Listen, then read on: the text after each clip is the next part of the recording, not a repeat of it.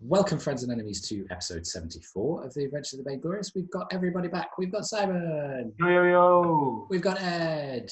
Oi, oi, oi. We've got Jess. Yo, yo, yo, yo. We've got Kathryn. I can't, do anything interesting Just to do follow five from yos. that. Just do five Yeah. yos. Yo, yo, yo, yo, yo. And we've got our guest star, Adam. Okay. At least someone respond. No. God, you're all awful.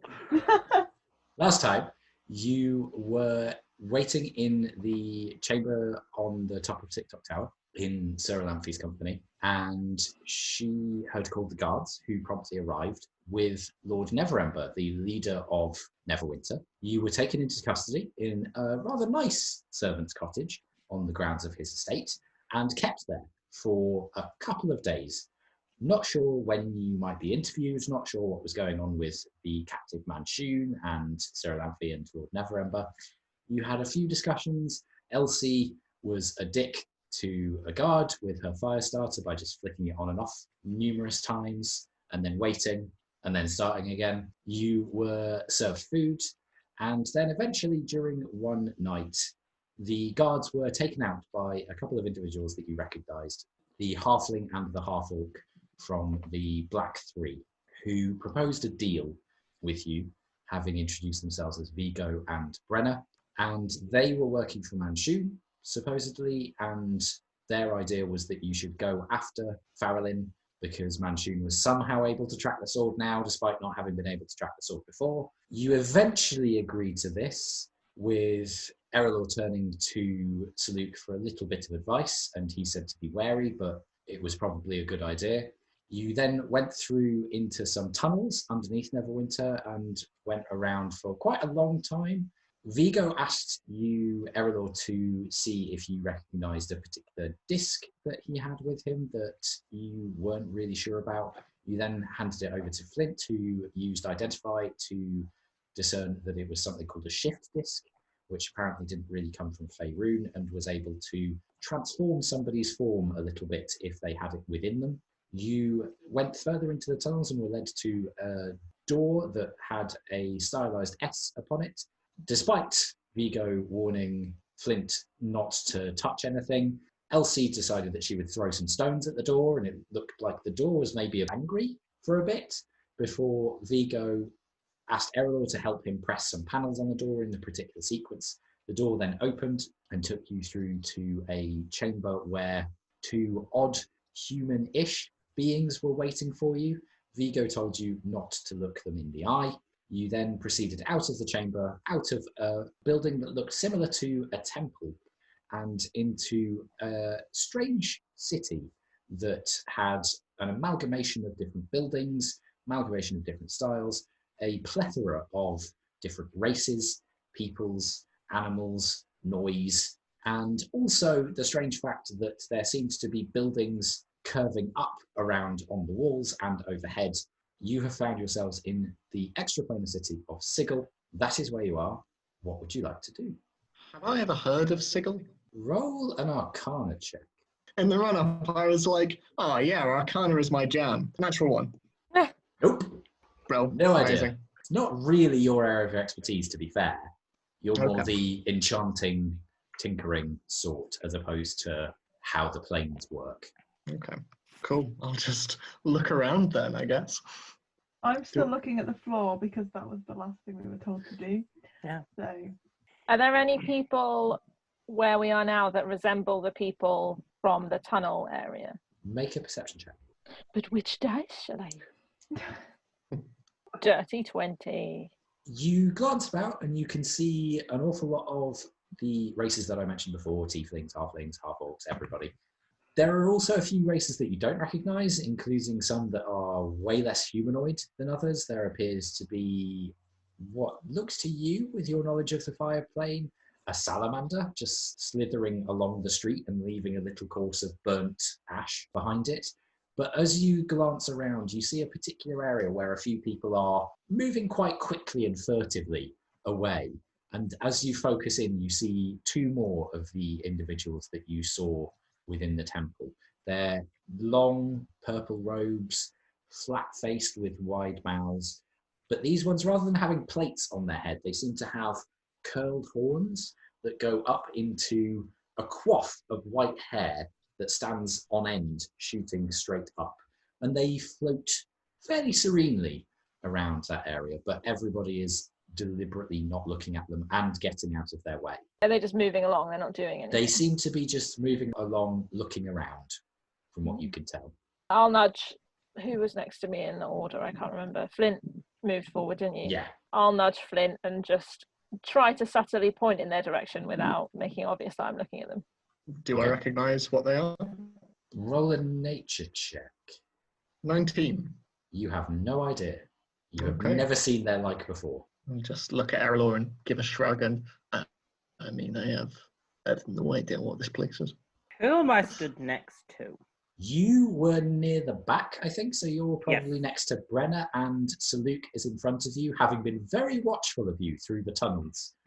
I turn to Brenna and I go, well, this looks interesting. Where the hell are we? They shrug and then point towards Vigo, who is standing looking around, looking a little bit lost. And having heard your question, just says, we're in Sigil. I thought I said that.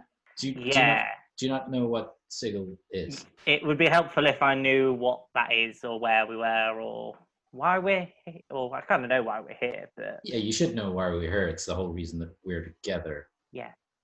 Where are we? In the city of Sigil, city of doors, city of secrets, to some, the center of the plains, to others, an illicit arcanic curiosity. It seems Manchun was able to discern that Farrellin was headed here. I've not heard from Manchun, so I'm hoping that maybe he'll send me a message fairly soon and we can maybe track her. But he also said that she was injured, so perhaps she's left a blood trail. Are any of you good at tracking? I shake my head. I mean, Oh, actually, I'm okay at tracking. I don't know why. Yes, I am, I say as I shake my head. I'm just really instinctively good at it for some reason. You were in a fairly harsh environment. That's I think true. your mentor probably would have taught you some tracking skills. Yeah. In which case, I'll have a glance around. Okay, make a survival check. can I assist Off with the that? table. How are you assisting? I'm also going to look around. Okay, yeah, roll with advantage.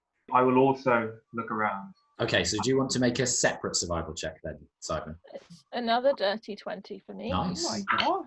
24. Wow, okay. You have a look around. It's fairly difficult to track foot tread in a place like this. There are a lot of people moving through this ward of the city, and you can't really see the difference between elvish footprints and others that easily, but you do notice just as Saluk's head twitches to a particular position and seems to cock one way, Erallur, you notice what he has spotted, which is a few flecks of blood just on the steps of this strange temple that you've just come out of, leading to your right and deeper into the streets. So I'll point that out to Vigo. Is it common to have flecks of blood in this place, or should we assume this is who we're looking for? Well, from what I've known, usually the flecks of blood are kept behind closed doors. So it's as good a sign as any, I suppose. We could ask around, see if anybody's seen an injured elven woman. From experience, anywhere where blood is spilled on the streets is worth investigating, even if it is not unusual. Can I see if the blood is still fresh or if it's dried? From your survival check, you would see that it's dried to a degree. Mm. And she did have a bit of a head start on you because you were kept captive for a bit. Quick question, Vigo. Because we've been burnt by this before. This place, from the sounds of it, probably not within any realm we would be familiar with. Does time work differently here? Is it the same? Think so?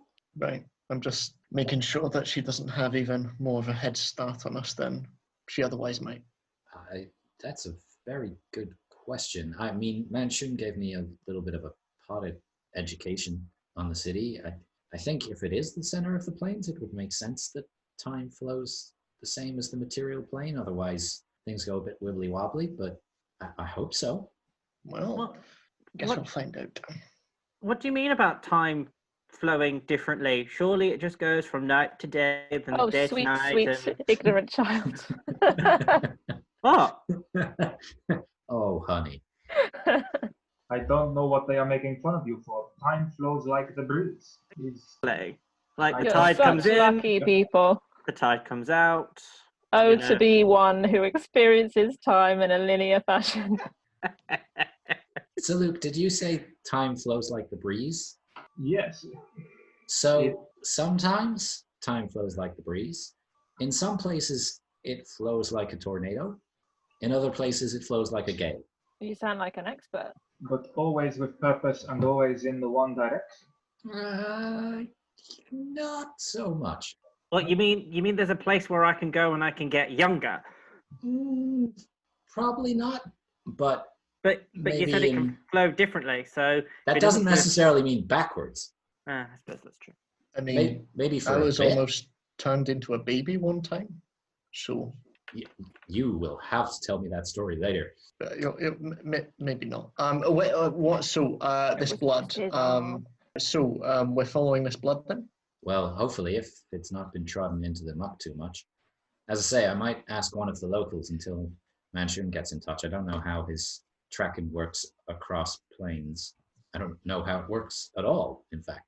So, wait, she's going to another plane? Well, but we're in another plane. Oh, we are? Okay. Well, kind of. We're at the very... Depends what version of the wheel, I think Manchun said, you ascribe to. So there's this wheel, and the planes are... And Sigil is the middle of it. Apparently, kind of. Maybe? I'm not explaining this very well, am I? No, makes perfect sense to me. I Roll a think. deception check. Oh, well. That'll be a 7. Vigo just looks at you, eyes narrowed, and goes, "You lying fuck." Okay. And then walks away. He rolled a natural 20. So, slips into the crowd, and you lose sight of him for a second until he seems to get to the other side of the street.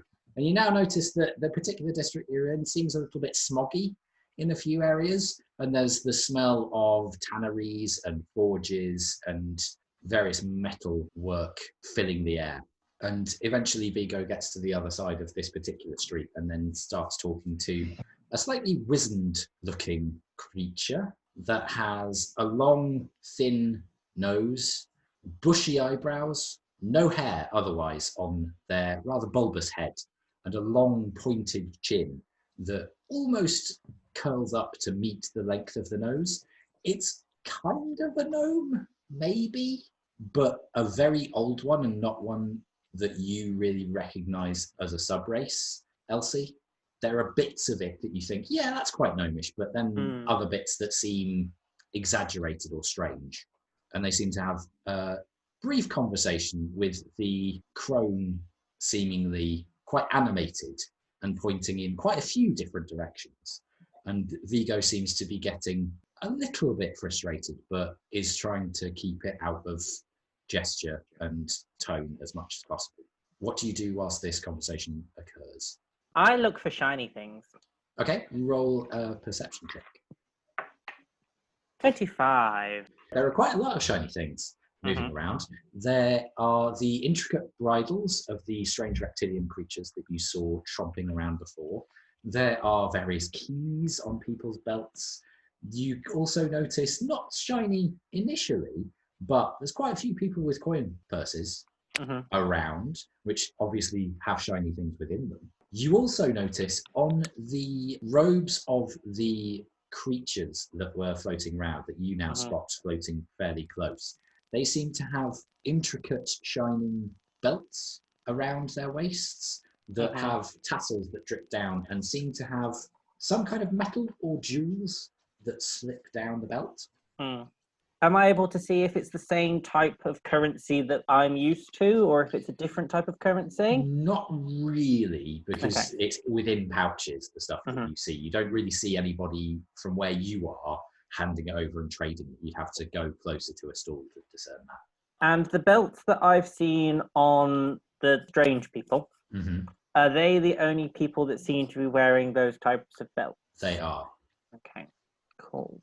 Okay. Anybody else doing anything, or just staying where you are? It's all very new and weird, so I think I'm just going to look around, see if there's anything of particular note, but Okay. I'm mainly just sightseeing. Okay, I'll say roll a perception check. 7! Yeah, there's a lot of things that are overwhelming you. There's a lot of visual stimuli. There's a lot of oral stimuli. It's just sending you a little bit doolally, and you are glancing from side to side at the new sights, at the strange devices that you see at some of the stalls, at the slightly odd reptiles that you see around, which now that you're looking at them, bear a similarity to the ones that you saw beneath the ice in the far north, in the strange jungle that lived there. But they are different species. They're similar sizes, but there's differences that you spot in their makeup that suggests that they're definitely not the same creatures, and they're definitely not wilderness, so you don't need to worry about that.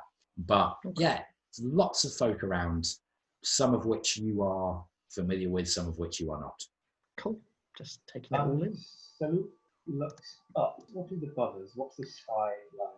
There is no sky that you can see. There are more buildings that are pointing down towards you. And as you look closer, you can see that there are people moving along those streets in apparent defiance of gravity. Sounds massively claustrophobic. They're far enough away that the spires are not touching Mm. the floor and things, or touching other buildings. There is a distance between them. But yeah, it's very odd. Without looking down, she looks gazing up at it and just leans over to the nearest person. Saluk will be right back. And then I fly up to the midpoint. Okay, can you make a perception check? Yes. I did think to do that all on my own. 16. You fly to the midpoint, and as you're getting there, you feel the pull of gravity shift a little bit, and it seems to release you for a moment.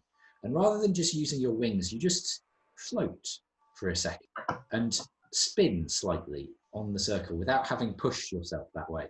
And as you turn towards a particular area, you can actually see a gap between the streets where you can see out a fair way. It's a little bit clouded, but there seems to actually be a space between some of the other streets that just shows you a bit of misty sky, bright blue, and then a tiny top of a rocky spire that juts into the center of this ring, as you see that there is more of the city across the way, quite a way across, and you can only just see it through the curling mist coming out from the city. And then just as you twist a particular way, the gravity starts to pull you down towards the other side of the city. What do you do? Let out a panicked squawk, flutter back through the anti-gravity net, and then fly back down. Okay, yeah, it's very weird. Some of your feathers are in completely the wrong position. You feel like you have to almost swim to get through that strange gravity point, but you come down to the other side, meet your compatriots safely.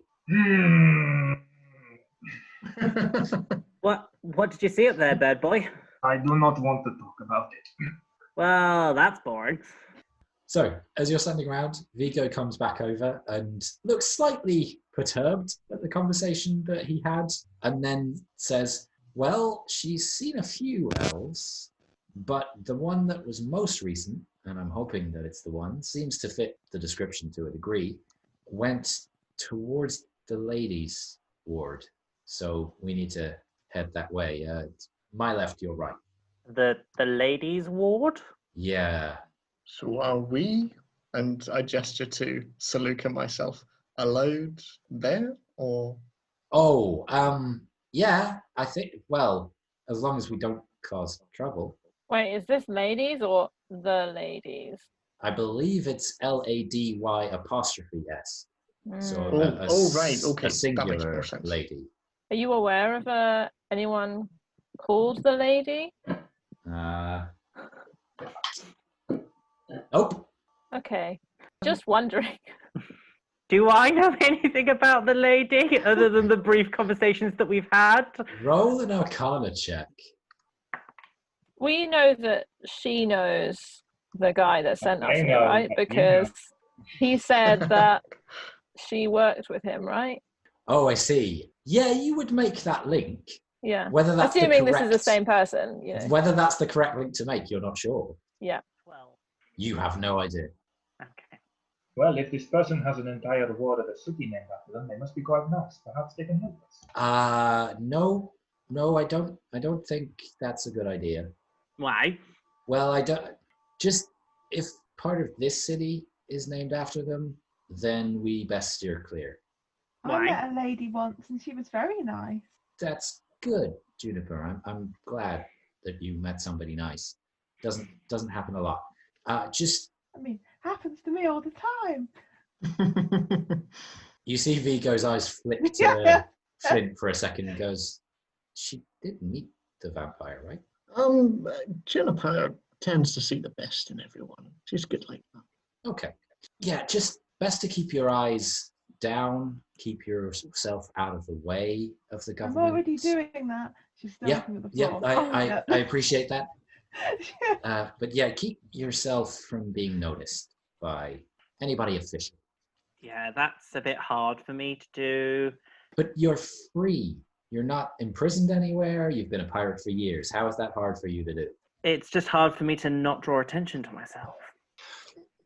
I'm going to Yeah. take Juniper's hand to guide her, and we'll Blues Brothers walk all the way through Sigils. Okay. So Vigo then looks to Saluk and Erallur and goes, would you mind seeing if you find any traces of a trail? Yeah, I mean, we can see if we can follow this bit that I found earlier. Before I go Here's looking what I at found earlier. the ladies' ward, it's not above us, is it? I think it's both. I think the wards themselves feature both parts of the ring. I'll lean over to Errol and go, if it's on the ceiling, I suggest we walk around. I'm sure it won't feel like the ceiling once it becomes the ceiling. The middle was an unpleasant place that I do not wish to return to. I don't see how the rest of us would return there anyway, so. 18. Okay. So you see a couple more blood spots, and then you lose the trail for a little bit until you actually see a bloodied handprint going down an alley. Looks like she wasn't being terribly careful. She may believe that she lost you back in Neverwinter. Look over there. Well, I suppose that's where we're going. Come on, folks. Just let's keep tracking, and then hopefully Manchun will tell us more. And you see Vigo looks increasingly nervous. It seems that the fact that he can't answer a lot of your questions seems to be perturbing him as much as it's perturbing you. Does your boss normally leave you in the lurch like this? Yeah. Like I said before, he doesn't give out as much information as I would prefer. We might not be certain how time flows here, but it certainly still feels like people wasting our time in the same way as everywhere else. Yeah, people like to do that. It's a power trip thing. I do not like it. I want to feel like I'm doing something useful. It feels like we're, what is the saying, treading water? But how would you tread on water? That doesn't make any sense. I do not know. I usually fly over the lakes. Maybe it's It's a water thing. You just yeah. Yeah, it's keep a it frosty. water thing. That explains it perfectly, Elsie. Thank Wow, you. thank you. Wow, because I'm a bird, so I must not know what water is. Well, you said it, not me. So, and I walk into the alleyway. Guys, I tap Saluk on the shoulder and say, keep it frosty. Okay, so Elsie, you walk into the alleyway. Yeah. Okay, let me just have a look. Are there a seagull, Aarakocra? My brain just goes, Aarakocra. Aarakocra. you're like the aunt that doesn't want to say lesbian. Hello,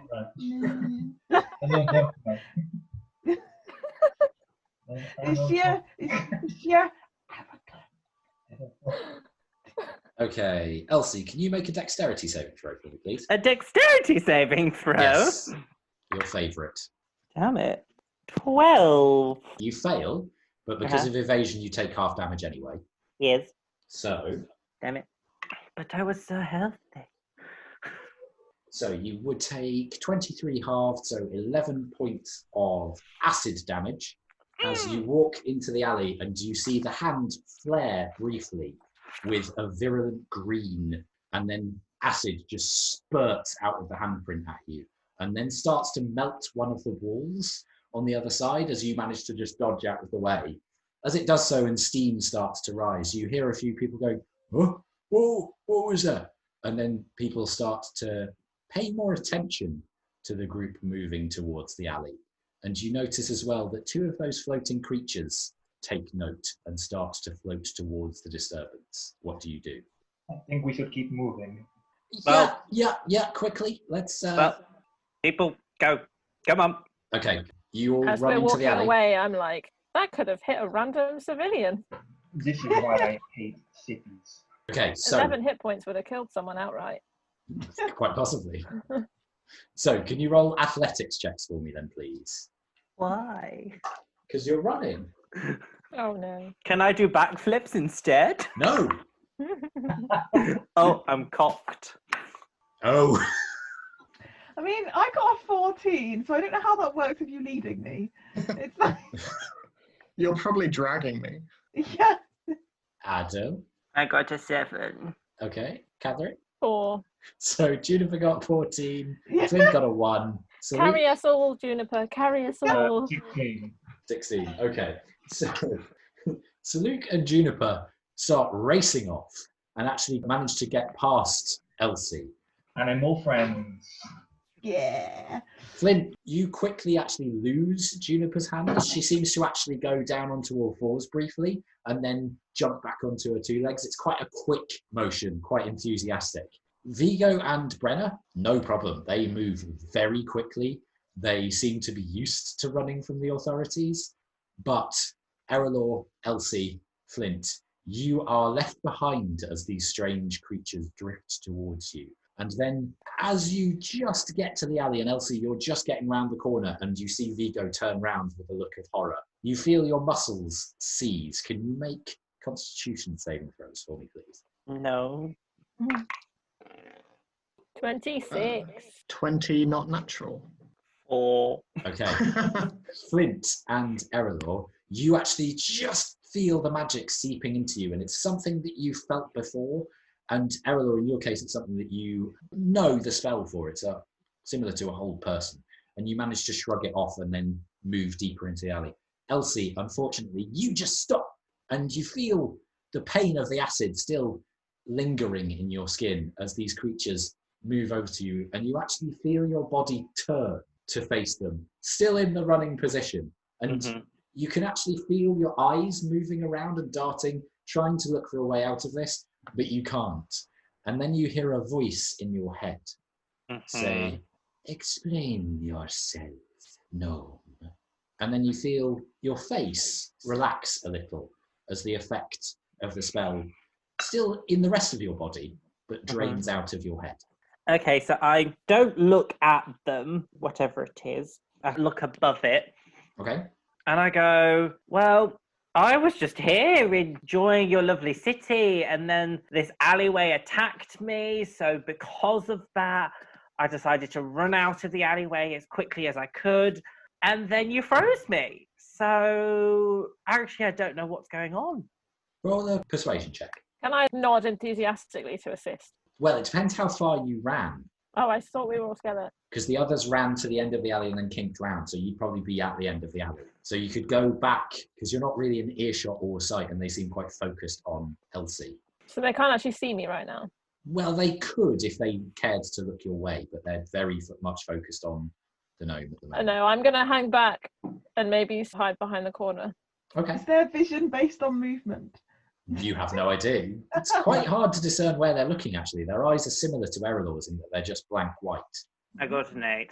Okay. One of them seems to tilt their head and then nod, as if convinced. The other one goes, "You are deceptive." And again, you're still hearing the voice in your head, but somehow you know which one is speaking. Mm-hmm. What trouble do you mean to bring to our city? I don't mean to bring any trouble. I'm just here with, I suppose, my companions. And then the head turns. Erallur, can you make a stealth check for Yes. me? Oh no. Why can't I make a stealth check? Because you're in the 6. open. 6, okay. Your companions, we only see one.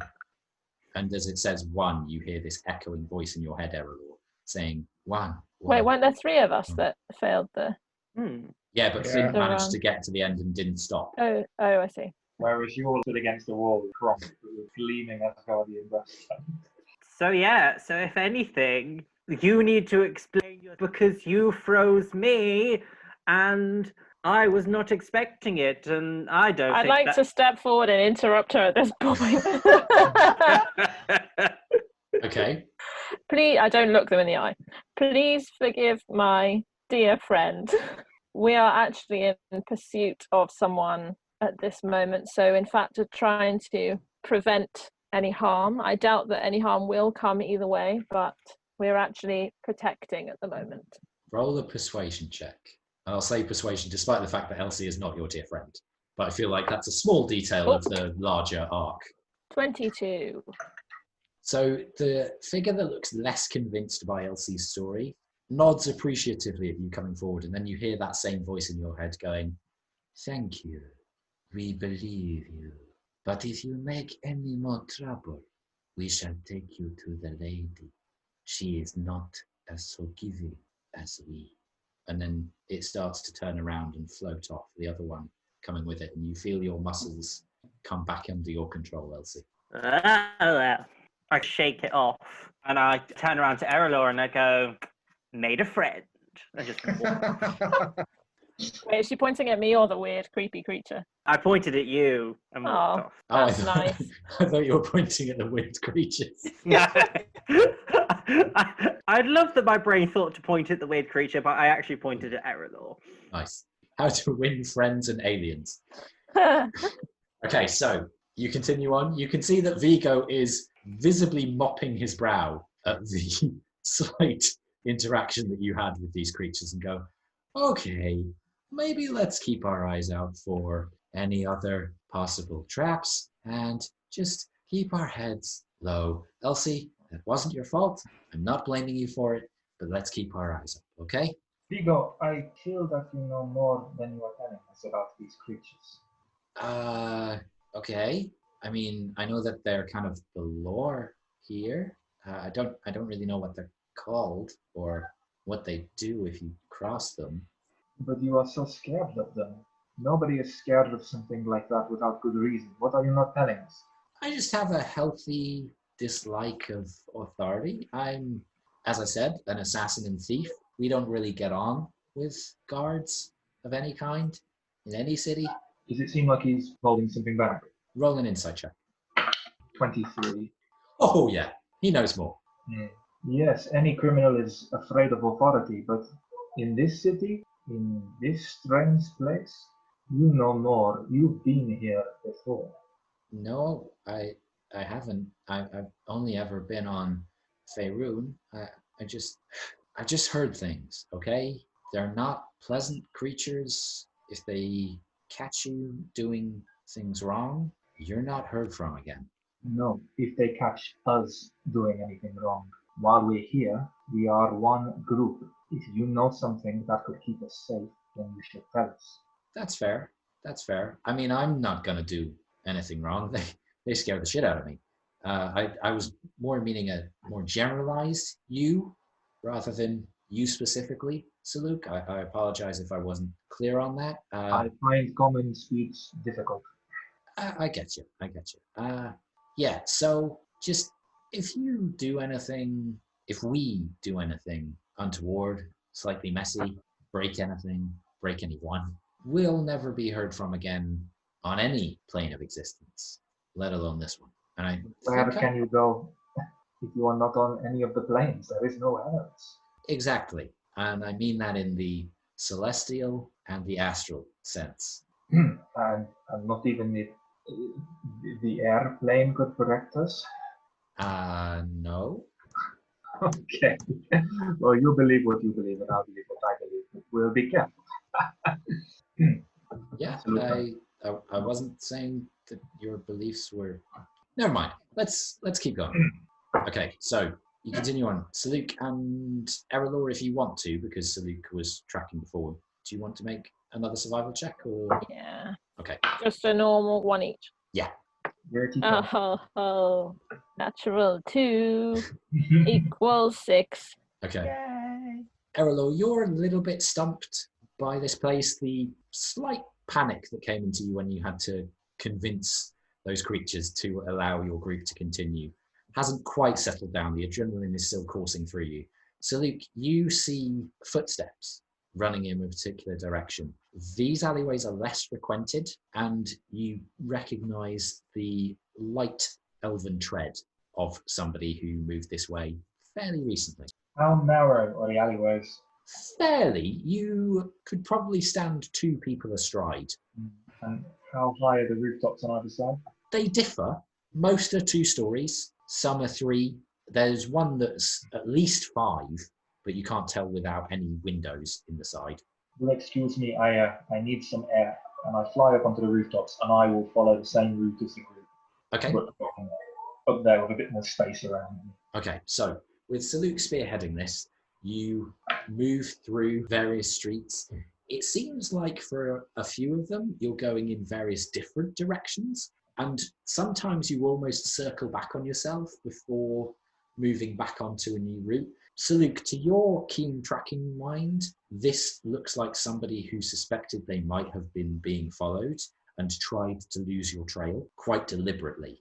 But given how well you've done and how well you've tracked, you're able to discern the pattern in their movement, and you know that usually somebody who is paranoid about being followed makes patterned mistakes because they think that they're being clever, but their instincts kick in and they're actually going in a slight pattern. So you manage to track and trace, and eventually you get to a point where the city seems to transition a little bit. It's quite subtle, but there is a definite difference in the style of buildings and in the cleanliness of the buildings as well. And you can see that the ones further away from you are much grander than the ones that you've been stalking across the rooftops of. They, again, are a great mix of different architectural styles. Some have spires, some have towers, some have even the difference between crenellated towers and then just higgledy-piggledy pointed spires that look almost like wizard's hats and tilt over as well to a point. And so, Luke, to your mind, you're thinking, well, what is the use of a ceiling that does that?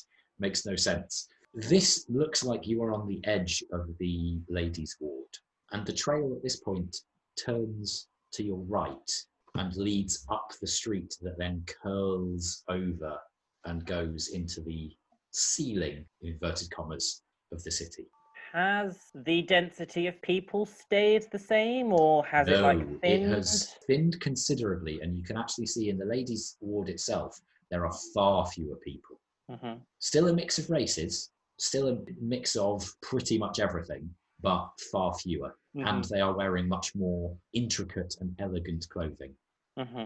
Well, the lady was who the weird creepy creatures said they'd take us to if we did anything wrong, so maybe we should be extra careful here. Well, if Saluk's saying that we should go up this road, maybe we don't need to go into that district at all. We've circled around a bit. Maybe this is them still trying to throw us off, and it might circle back into the other ward. I know that that's where all the portals to different worlds are, so perhaps they've gone through another portal. I flit down from the rooftop and say, I think we should ignore what ward we're in and just follow the trail. It leads this way. Although it does go around and onto the ceiling floor, I cannot understand this place. Maybe we're on the ceiling right now. Please don't. I started to wonder if this is a city between planes and we got here quite simply by walking through a tunnel. That wasn't simple. Those tunnels are labyrinthine, and you have to know the sequence to the door. It's complicated. Oh, yes, it might well have had a locked door, but it was one foot in front of the other. There was no magical handling. If it's that simple, I how had could to it... I had to learn a whole sequence of panel prep. Who's to say this elf doesn't know the sequence and panels to get to any other plane? She might not even be here. Well, but we've been tracking her. She was here. Well, yes, she's been through here. We have to remember that we were in those rooms for at least a day, perhaps 2 at the most. It didn't take us long to get here when we started coming here, so there's no guarantee that, like Luke said, that she's still here. You gotta move on then. All we can do is follow. I'm just Hmm. not comfortable with going to another plane. Well, you're already in one, so sorry. At least this one is familiar. My people have, well, we have stories about the other planes, and I don't want to see if they're true. Not very open-minded of you. If you'd heard the stories, you wouldn't be too keen to find them out firsthand either. Okay. Are there any more of the floaty people? Roll a perception check. Ah. Is that like your sonar? That is a natural 20, but then with the modifier 29. Wow. Okay. Not close to you. There are a few in the ladies' ward, more than were down in the ward that you've just come from, and they seem to be patrolling. You see them moving down particular streets. And the oddity here, though, is that the people within the ward acknowledge them as they passed. Okay. The creatures, however, do not return the acknowledgement. You get the sense as well with that degree of perception that maybe it's an arrogance thing, that these people feel that they can acknowledge the guardians of the city. Okay. Well, we're not going to get anywhere by just standing around chatting. Can we get on with this? Yeah, sure. So, Luke, do you mind going back up? Onto the rooftops, not into the weird gravity thing. I'd like to be on foot while we go round, if that's okay. That seems fair. I understand. And Brenner comes up as you start to set off and just places their hand on Luke's shoulder and gives a nod of understanding about misgivings about strange other planes. They look uncomfortable, maybe. They're quite hard to read as an individual, but there is a definite mark of solidarity as they acknowledge. I look down at the hand and then look up his face and then just walk off. They hold the hand there for a moment, shrug, and then start setting off again. Is there any way we can make sure we're not attacked by a wall this time? Make a perception check. Well, as you're going, you're making sure to keep out your eyes for any markings on the walls that seem a bit strange. You see quite a few, but none in blood. There seems to be that stylized S symbol that crops up quite a lot. There seem to be names in common. In what languages do you speak? well, what a question. 4. It's not even that many. Common, Infernal, Celestial, Elvish. Okay.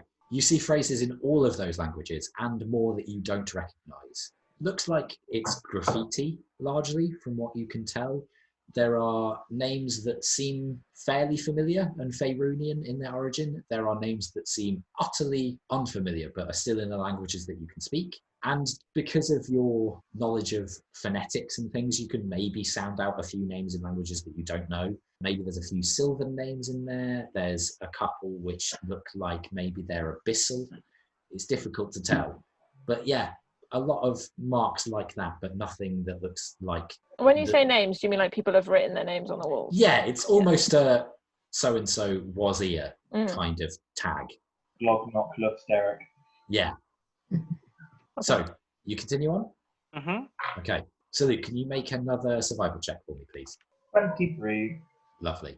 So, the trail seems to be fairly straight now up this street, and it does start leading you up to the curved bit where the street starts to go almost vertical. As you pass in that, the gravity doesn't change. You feel like you are just walking on a normal street. There's no hair standing on end. There's no weird tug as you feel your feet leave the floor. It just feels normal, except for the fact that there are buildings that are attached to the wrong surface, according to your understanding of physics. You curve round and you follow the trail, and then it turns back into the ward from which you came.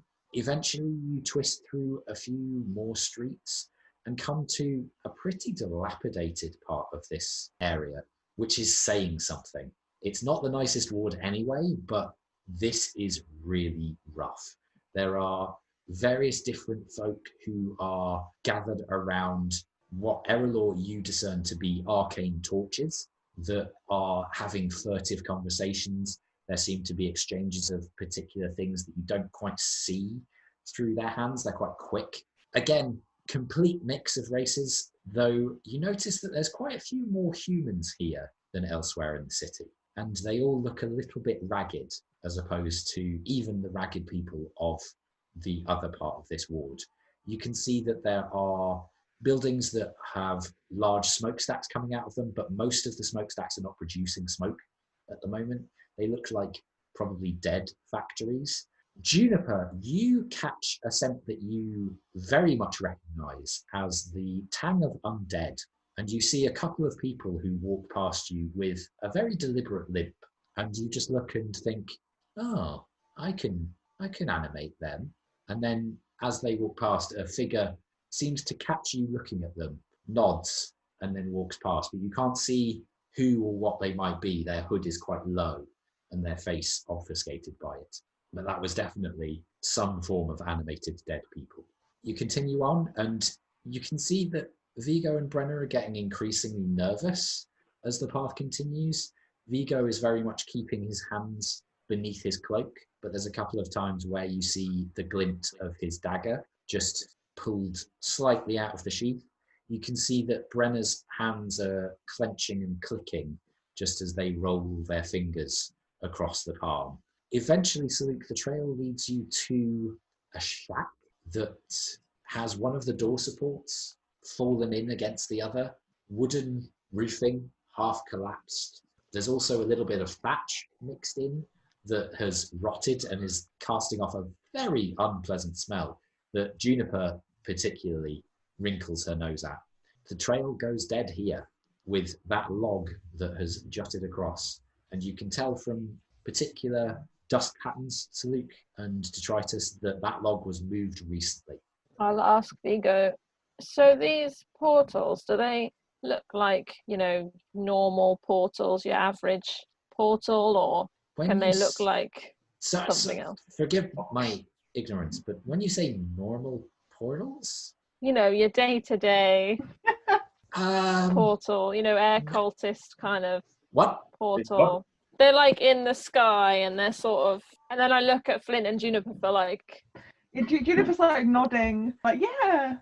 Did she say... There you go, these guys know what I mean. Yeah. She did say air cultists, yes. What? That's silly. Yeah, as if there are like other types of portals. Surely they're just one type. But if you lived here, could you just walk through a door and then just end up somewhere else? Is that what kind of portal we're talking about? Why would anybody ever live in a place like that? I mean, this place is not very appealing as it is. If you want to open your door and end up in the flame of fire, don't be silly. And as I finish my sentence, I'll see if I can move the log out of the way. Make a strength check. -1, that's an 8. It's difficult. The log is a little bit rotted, and so it's not the heaviest thing in the world, but you think that the person who moved it before may have actually stuck it deeper into the ground, and you just heave, but you just can't quite lift it. Is it blocking the way, or is it just like... You could duck under it, but you'd have to cramp and move in a slightly awkward way, and you'd risk maybe knocking it out of the way. Someone short fits through it. They could. As short and nimble as you, perhaps, could fit through. I stand up next to Saluk, put my hands on my hips and go, this looks like a job for someone of my size. Do you want me to go in? Off you go. Literally, as soon as she says that, I go, okay. Off you go. So just a quick thing. Juniper, I'm going to come with you, if that's okay. What? Why? Can you fit? We're basically the same size. Oh, He's a halfling. What is He's not that much bigger than you. That makes more sense. Juniper like the middle and Vigo's like a bit taller and then Elsie's the shortest? How tall And then are like the Flint is the tallest of. Gnomes are actually not massively short. Mm. And like in footage? yeah, so dwarves, halflings, and gnomes can all be similar sizes. Their average height is about the same, I think. But I think Elsie is a particularly small gnome. Juniper is shorter, and Vigo Cute is dog. close-ish to Flint. And Flint's taller than Elsie, as has been pointed out before when Elsie called him shorty. So Juniper's the shortest. I think so. I Then haven't got Elsie, everybody's and heights to then- hand. Okay. but yeah. And Saluk is not that Yeah. tall. No, so Luke's 5 something. 4'11". Because we realised 4'11. that Erallur is significantly the tallest Yeah. person. Other than Brenner. Yeah, of course. I told you, you're the one human in the Muppet Show. Yeah. Yeah. But before we go in, could we just circle back to the normal portals thing? Why? What do you think a normal portal looks like? Well, I don't. The only portal I've seen is the one we took here. Through But the, that was the door. well, yeah, but it's the city of doors, Elsie. All of the portals that lead here are through doors. Yeah, but it was still a door. Yes, it may be a magical portal that brought us to this magical land, but it was still a door. Yeah, so but that's my question. So the Oh. portals that you've seen, Erallur, are round and in the sky? Pretty much, yeah. Some of I them. thought the door thing was a metaphor. Some of them. We've been through portals into time-locked cities. There have We been even have this portals in friend the who like sky. specializes in portals. You should really have a What? chat. Why didn't you tell me any of this? Might think it I was suggest relevant. that we park this? We are, after all, in pursuit of someone. It might be Yeah, but pertinent to. as Saluk said, if you have relevant information that could help us, then you should tell me. I told you eventually. Look, we can't pretend to understand all of the things we've come into contact with, but we are But familiar no, with though. portals. I'd say that's pretty much the long and short of it. We need to stay on topic and stay focused. So have you been into any of these portals in While this is happening, I go through the hole. Oh shit! Juniper, come on! And you slip through. It's Okay, fine, we so- have time while they do their thing. You're very lucky. What did you see? Was it in the air? Was it made of air or wind? I once went somewhere where there were people throwing That's it. lasers at each other from across the room, wearing strange costumes. That is fascinating. I have never seen a portal in the sky, but we have many stories about them. You just hear the rumble of Brenner's voice go, "What is laser?" That's true. I don't know. Would Erallur know what a laser is? Shooting lights at each other. No, There not we go. shooting. They don't know what shooting is. Throwing Well, You lights. know know what what shooting shooting is. You You know have what Flint. shooting Okay. is? Flint's Okay. gun. Yeah. It's like Literally, Flint's gun, literally, but that's with really light and smaller. Like magic. Yeah. Brenner snips.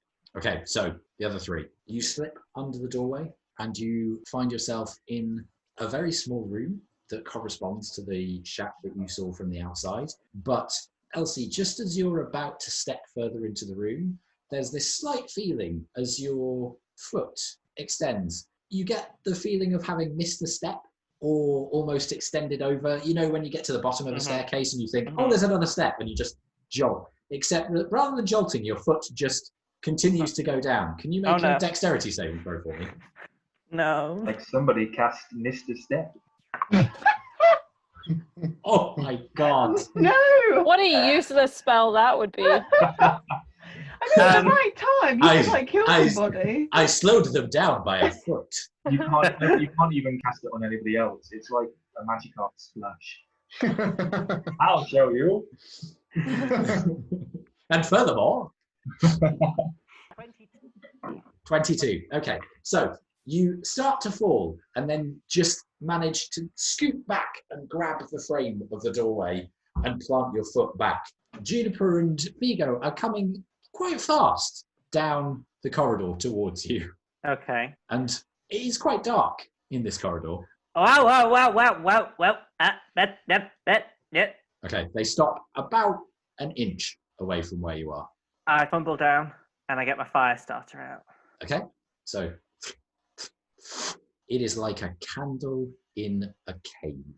it lights the immediate room, but the hole seems to go a long way down. Oh, so it was a massive hole. Yes. Okay. Guys, Okay. Can you see anything? I don't know. Why don't I throw you in and we'll see how far it goes?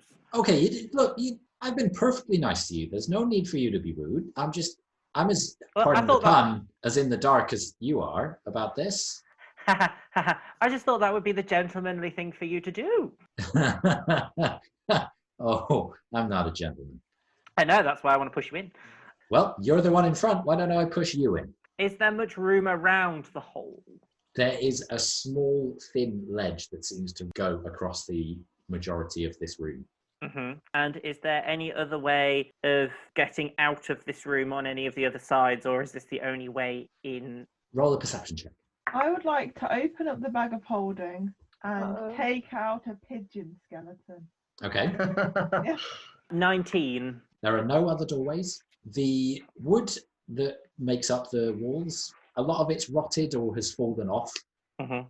You don't see the traces of the planks. It looks like they probably fell down into the bottom of the hole.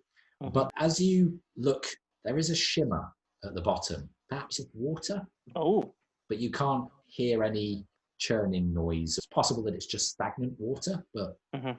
just Are you catches saying- the flame as you move it around a little. Are you saying Adam's character is standing at the lip of a hole with water at the bottom? I must confess, Simon, there was a point in the last session where Sir Luke could have done that to him, and I refrained because I went, no, they're different characters. They don't have the same beefs. I'm very disappointed that he wouldn't. Very disappointed. No. so have I noticed that Juniper has got out a skeleton pigeon? Actually, I've got our 3 skeleton Skeleton pigeons, I've pigeon. decided. Okay, well, I'll re-ask the question. Have I noticed that Juniper has got out 3 skeleton pigeons?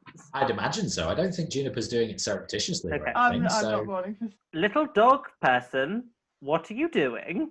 Well, if I bring one of my friends to life, they can look in the big hole for us. That's not a bad idea, actually. can you talk to them? They will do what I tell them. They don't, speak well because they're pigeons. So, but if they go down there for us, how will they tell us what they saw?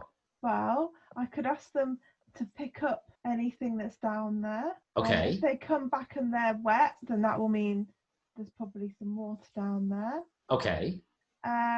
If they don't come back, then we know not to go down there. Do either of you two have any torches? I have a couple. Are we going to drop one down there? Oh no, I was just going to, because obviously I've got my fire starter, so we could light a torch, give it to the pigeon, and it might illuminate some. Elsie, I don't know how familiar you are with pigeons. They can't usually carry torches. Bits of bread, yes. In the A few bows? leaves and twigs. Not really a big wooden stick that is also on fire. Juniper Even didn't if say they're how big the undead. pigeons were. And They're no one's fantasy there. pigeons. They could be Yeah. Oh that yes, size. yeah. They're like the They're giant like- eagles. They're giant pigeons. If they're skeleton pigeons and they've got hollow rib cages, could you not just get Could some just stick it. kindling? Again, I think they would struggle to fly. Surely. I mean, yeah. they'd probably struggle to fly anyway, given the musculature loss. But you know, Magic. yeah. But I don't think it gives them extra strength, does it, Juniper? I mean, they have the stats of a skeleton, I guess. Yeah, Betty Faloo on but it would be a skeletal pigeon. So Yeah. I have 5 candles. I don't know.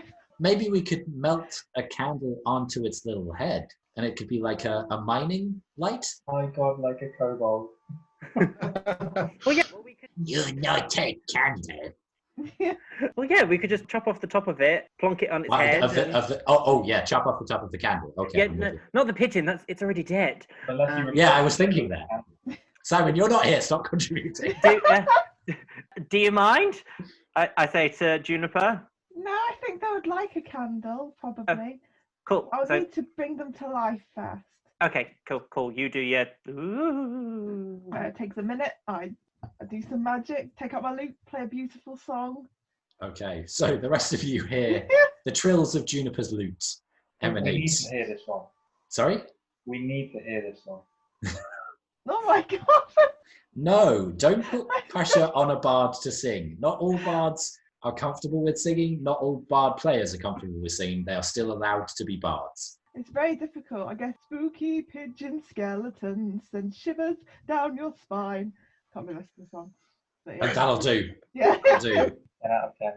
Okay, and then this sickly green light shifts from out of the slats of this wooden hut, and you, Erallur, and Flint are very familiar.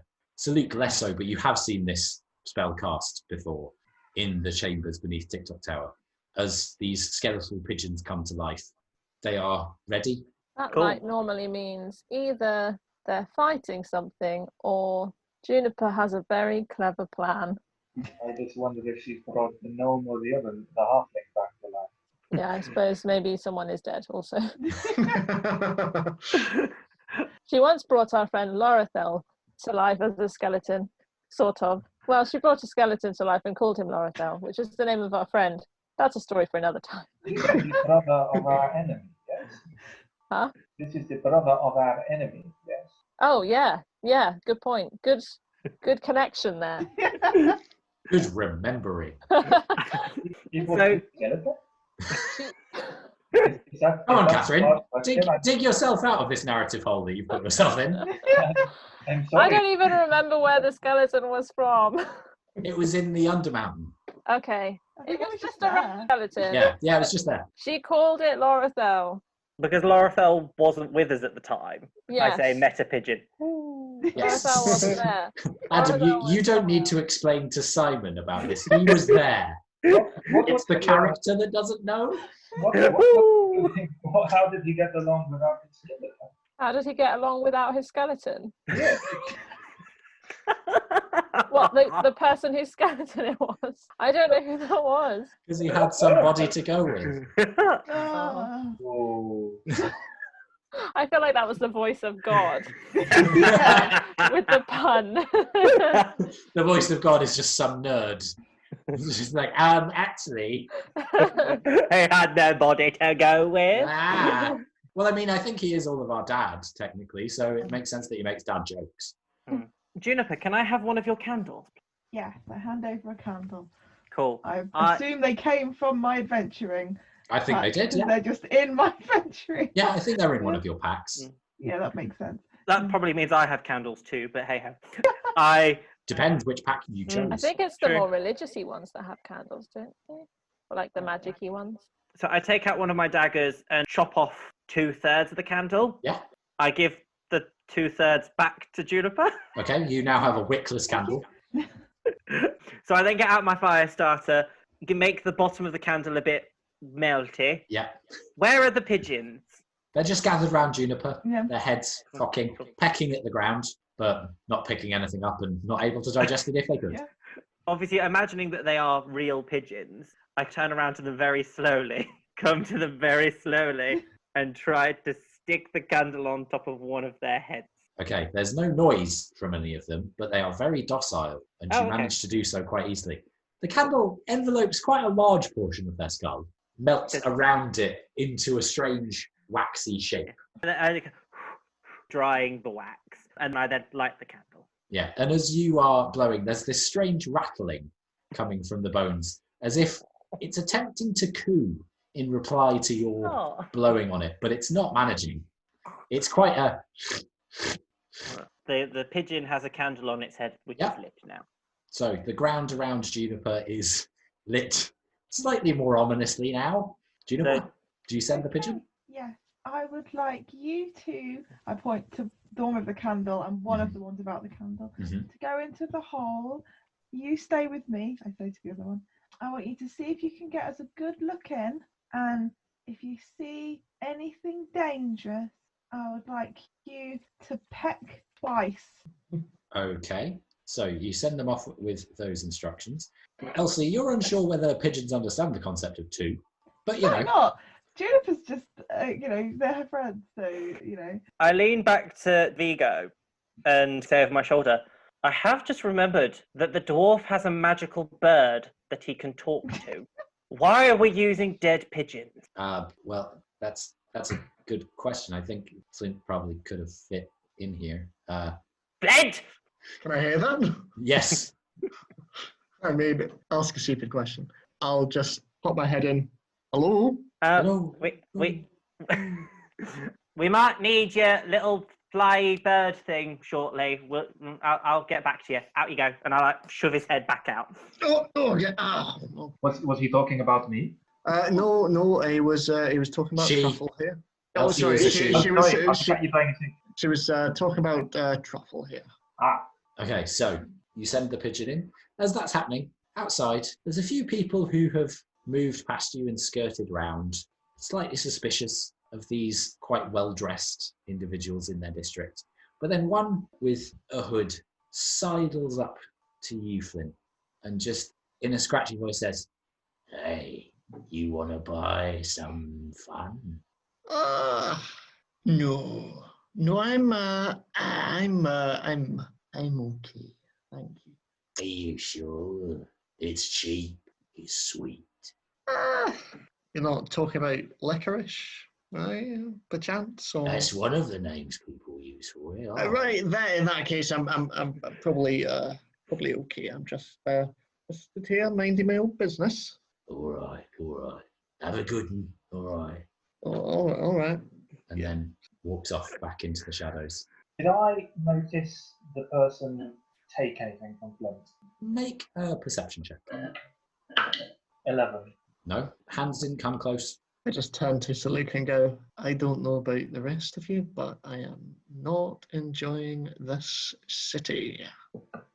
How long are we waiting for them before we assume they've gone through a portal without us? Just rock on my feet a little bit.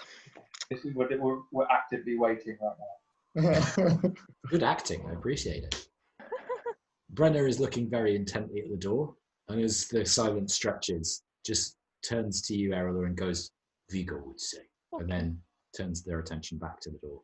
So the pigeon swoops down, and you can see that guttural flame going along the carved out walls of this dip swoops down, but the shimmer from below doesn't seem to be catching the light.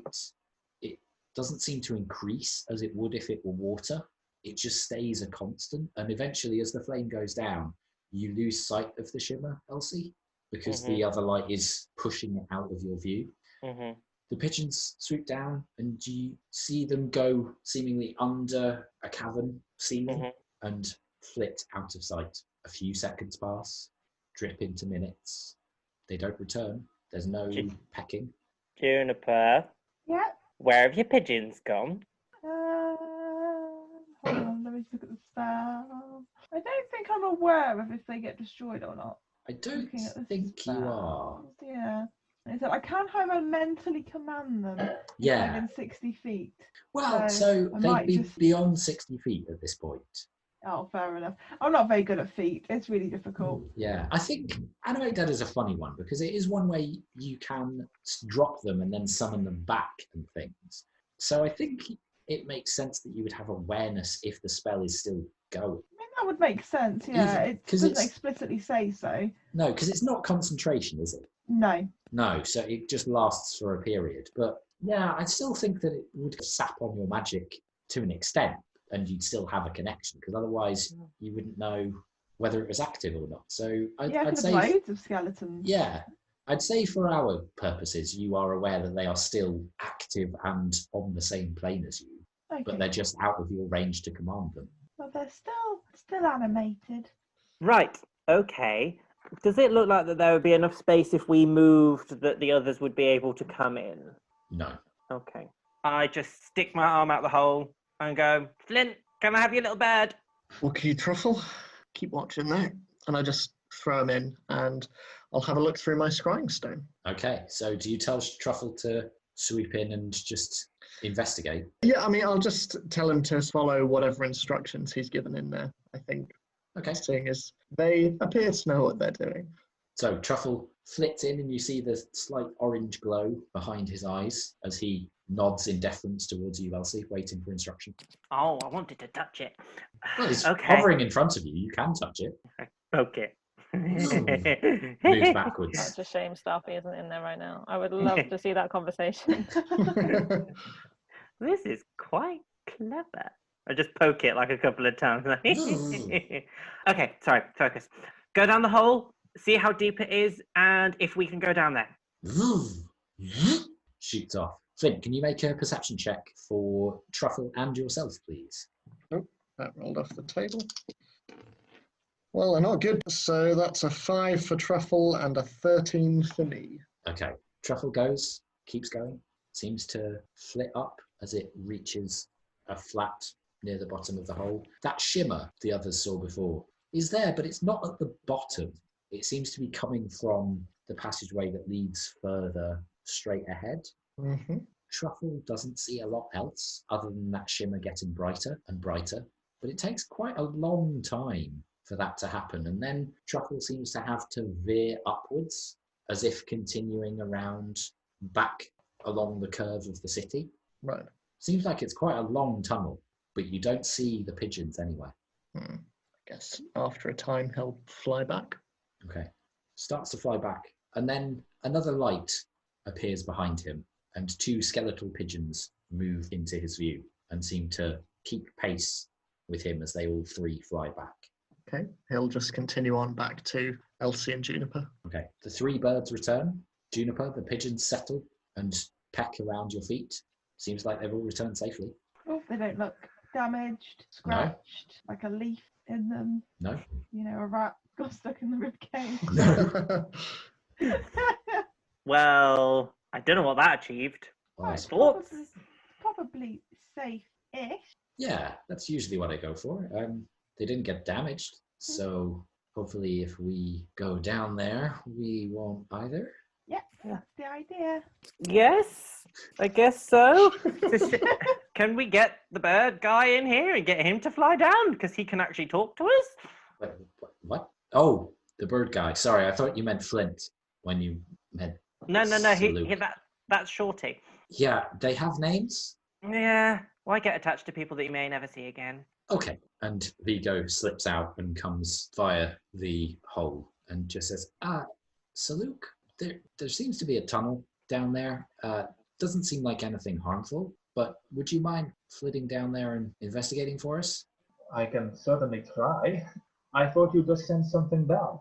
We did, but none of them can communicate what they saw, and it seems like maybe Flint didn't really see anything, and Vigo looks at Flint to confirm this. Nope, it's on my end. All right, well, I can try. Okay, Brenner, would you mind? And Brenner comes over to try and lift the log and manages to quite easily salute, almost insultingly so, and holds it up for you so you can go past. Thank you. And Vigo steps to the side to allow you to pass in the quite thin passageway, and you step through and past Juniper and her 3 skeletal pigeons. I give a greeting squawk to them. There's a strange noise in response, and then you find yourself standing next to Elsie at the edge of this precipice. How much can I see? Not very much, because you don't have dark vision.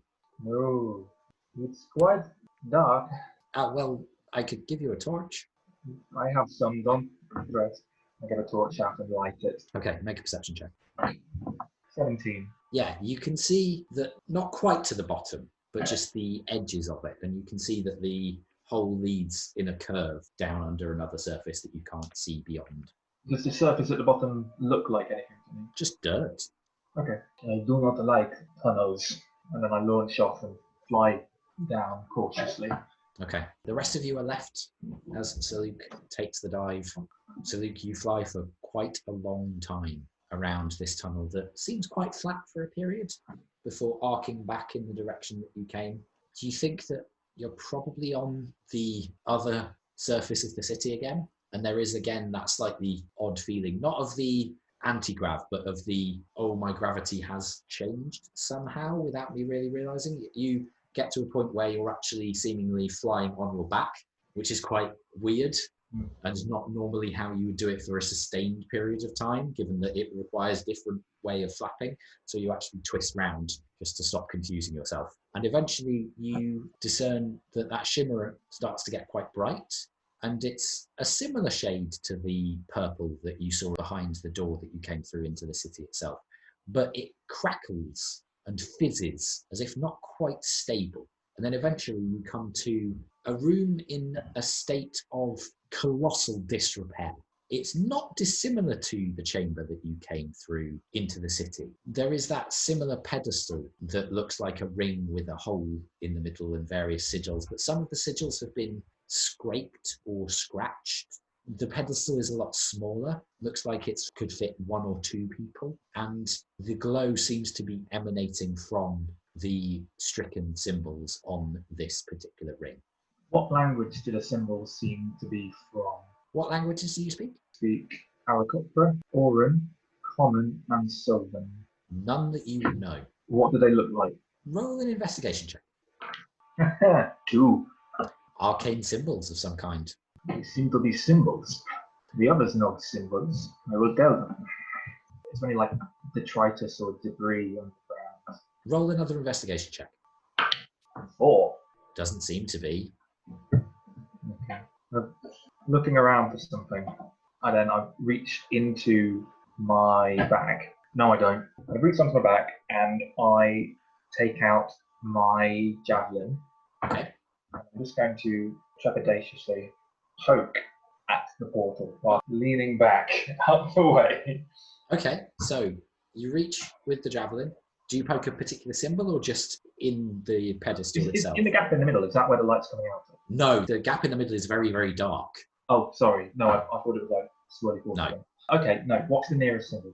Just a similar stylized S to the ones that you've seen before, but with seemingly branching thorns or diphthongs coming off it. That one. Okay, so you touch it. Can you make a strength saving throw for me, please? Oh, 6. Okay. So you touch it and you feel a wrench as the javelin almost whips out of your hand, but you just manage to catch it before you whoosh through the portal. The rest of you, it's been quite a long time. Longer than it took for Truffle and the pigeons to investigate. Look. Ooh, ooh, ooh, Caca. caca, caca. I'm gonna send Truffle in after. Okay, Truffle goes. Can you make a perception check for Truffle again, please? And for me, or just for Truffle? Yes, for both of you. Sorry, I realised you gave me an option with 2 answers there, and I said yes initially. Yes. So that's a 13 for Truffle and a 6 for Flint. Okay, Truffle continues on, but there's a point where, to your eye, the shimmer grows a bit too bright and you can't really see through the scrying stone. It's like almost electrical interference. Okay. Would I, as Flint, know what that is? Roll an Arcana check. 10. It's difficult. You know quite a lot about Arcana and different magical effects. Something that could interrupt a scrying stone, you're not sure what it would be, but it would have to be pretty powerful. You know, scrying stone being what it is, it's a long maintained enchantment that has been done over a number of days. So in order to disrupt something as powerful and lengthy as that, it's going to be substantial. Okay. Would I have any way of getting down into the hole safely? You could climb it. I think you've got rope, right? I've got rope, and do I have anything climbable in my pack?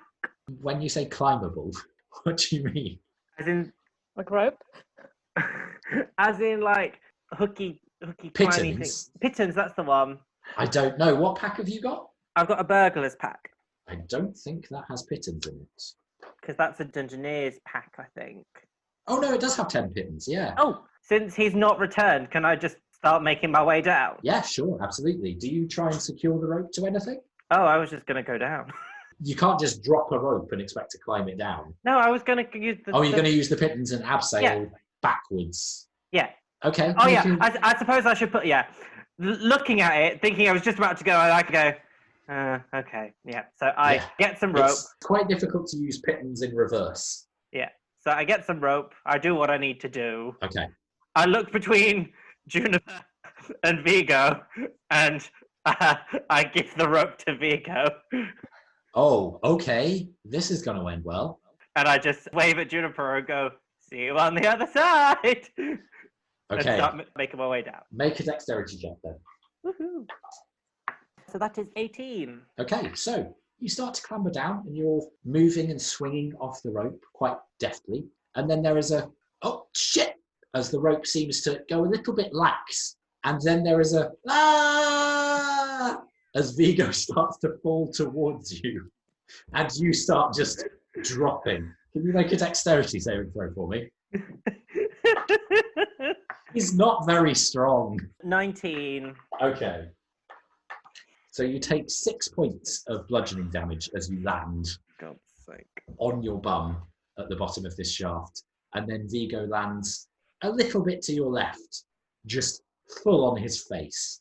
And there's just a, I told you it was going to go well. Just ignoring the pathetic excuse for a halfling next to me. How far down would it look like we've come? It looks like you've come more than 60 feet. It's difficult to estimate because your dark vision's limit is 60 feet. But you can't see any sign of Juniper or the lip of the drop. Juniper? Oh, I assume I can hear. You can. Are you okay? No. Yeah, he's not, because he's a wuss. It looks about over 50 feet. So if you guys have some more rope, I think you should be able to get down here okay. Okay. I don't look at the others. Should we go down? I suppose we must. I'm worried that the Luke hasn't returned yet. I mean, I'm still outside, aren't I? Yeah, Brenner and Erallur are still outside twiddling their thumbs. Okay. Should we get the others in? All right, let's give it a go. Shouldn't have said anything. That would have been funny. Yeah. You two, do you want to come along in? Is it big enough? If you get on your hands and knees, should be fine. I will try that. Okay, so you do so. Brenner comes after you, and it is very cramped now. You're all gathered sort of around the lip as much as you can, but Brenner and Erallur, it's quite difficult for you to be able to get to the point where you can peer over. Although the people in front of you are shorter than you, so you can get a little bit of an arcing view. So, what's happening? Come on, what's taking so long? We are following the voice of our new companion. Down Okay. there. Seems so. I'm going to get Grey waiting down here. All right, we're coming. Just gonna start making my way down. Okay, how are you doing so? Are you climbing? Yep. Okay, make a dexterity check. Is there already a Actually, rope built? climbing would be athletics, so... Okay. Is the rope still there? No, because Elsie handed it to Vigo to hold, And then so it went fell with down him. with him. Yeah. So that's a natural one. Okay, can you make a dexterity saving throw for me, please? That's not awful. That's 14. Flint, you start to climb down. You know, you're comfortable in this kind of area. You've been in caverns before, and you've surveyed walls and clambered them, and you've got a good sense of stone. But there's just the point where one of your foot points just crumbles away. And before you can grab the handhold above it, the other foot point crumbles away, and you just slide down the cliff face on your belly. You take 6 points of bludgeoning damage as you come to a slightly fast end at the bottom, your clothes rumpled and dirty. Okay. And Vigo looks at you and goes, I commiserate. Thank you very much. So, what are we doing? I'm going to very carefully let a rope down and very carefully make my way down to join the others. Okay, make an athletics check. Do I get any extra for not trying to do a flint and just climb? The DC will The be DC's lower. different. Okay, cool. Oh, 7. Okay, so you start to clamber down. Have you attached the rope to anything? Or... Yeah, I've got thingy what's it? You've got pittons as well. Okay. Yeah. About halfway down, one of the pittons near the top comes loose. And Juniper, you see that Brenner sees this and tries to grab it, but it's too quick for them. And it just whips out and arcs, almost gracefully glinting over the side. Erallur, can you make a dexterity saving throw for me, please? 12. Okay. You fall to the bottom, slightly less distance than the others, and you take 2 points of bludgeoning damage as you land just on your back. It's what I rolled. I rolled 2 1s on that occasion. She was lucky. But you just land on your back and the wind is just knocked from you. I'll get up very carefully and look around and then click and cast light just in front of me. Does it have to be on? It doesn't have to be on an object, does it? I think it usually has to be on an object. Let's double Okay, check. I thought it was just an option. It's whether it's light or dancing lights. I think light has to. Yeah, you touch an object. Oh, okay. If he's around, I will touch Truffle. Okay, Flint, is that okay? Yeah, no, of course. Yeah. So Truffle's wings flash with a bright light, and you can now see more of the cavern and in colour, although it's quite dull and dark and brown. Juniper, Brenner looks you up and down and then kneels down next to you and seems to lean their shoulder, offering it for you to perch. Thank you very much.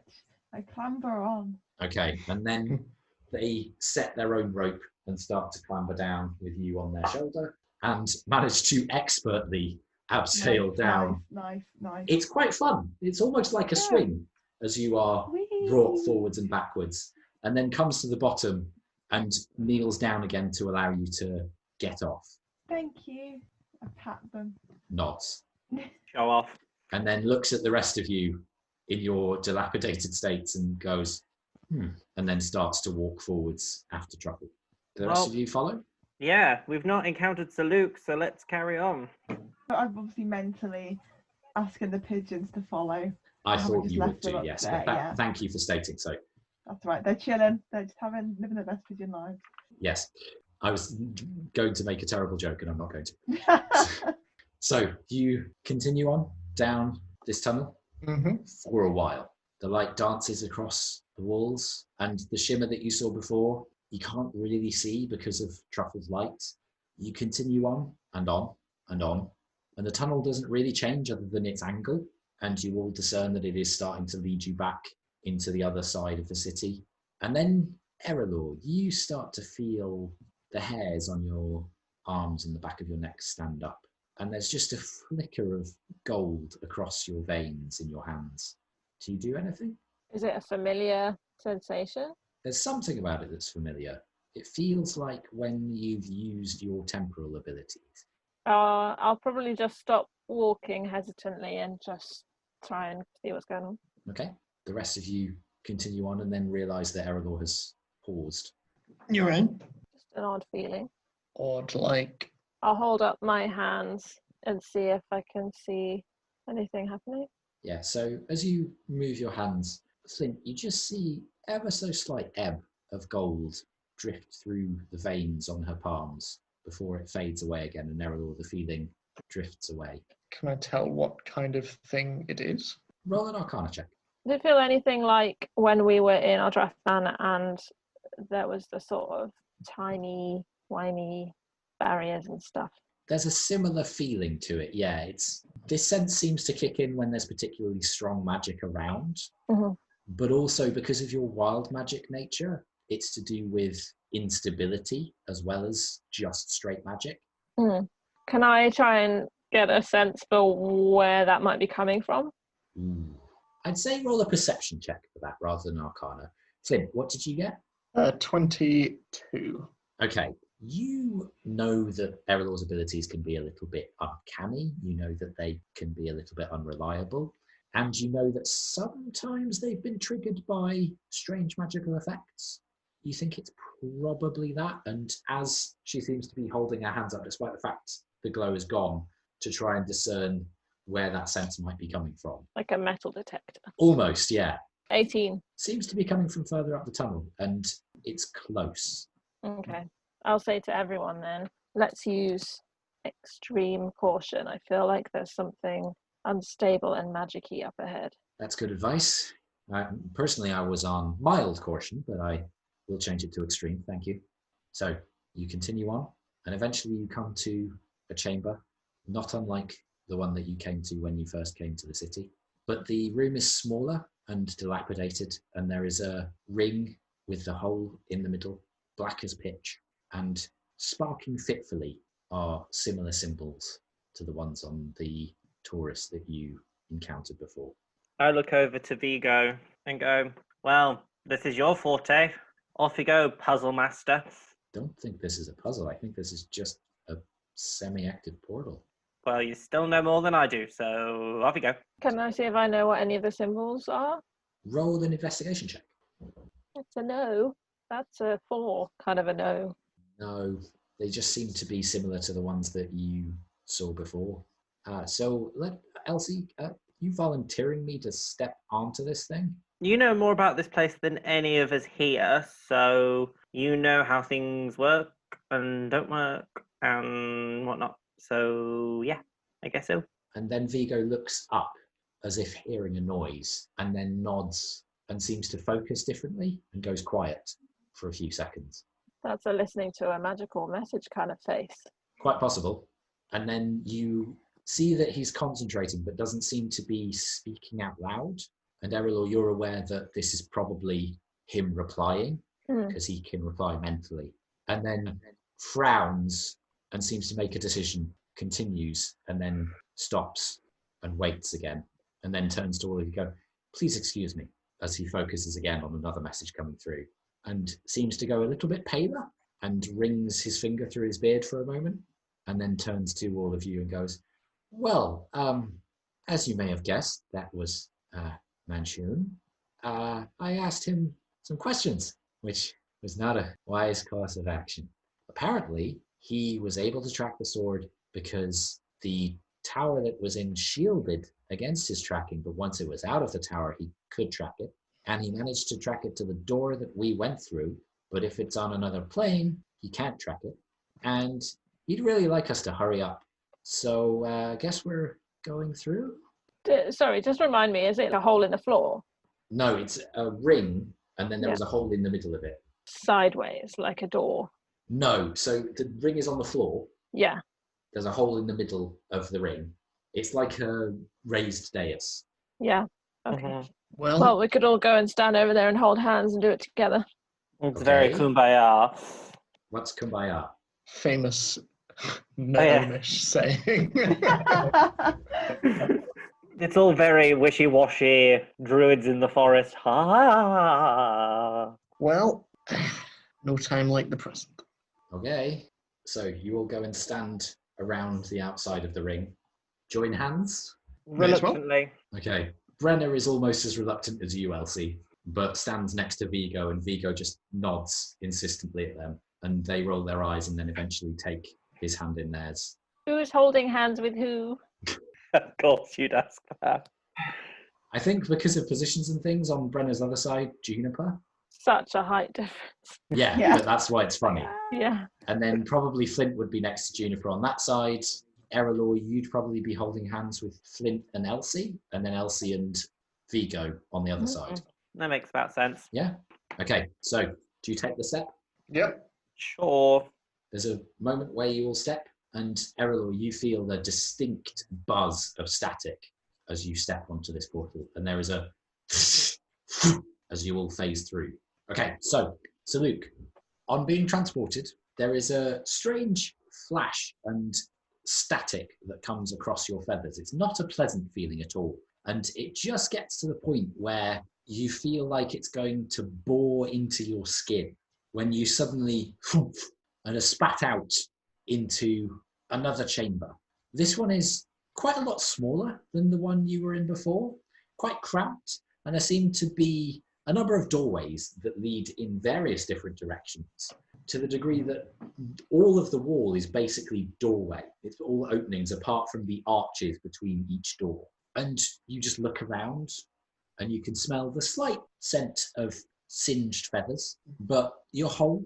You can see no injury upon your person, but you are in this strange chamber with many doors.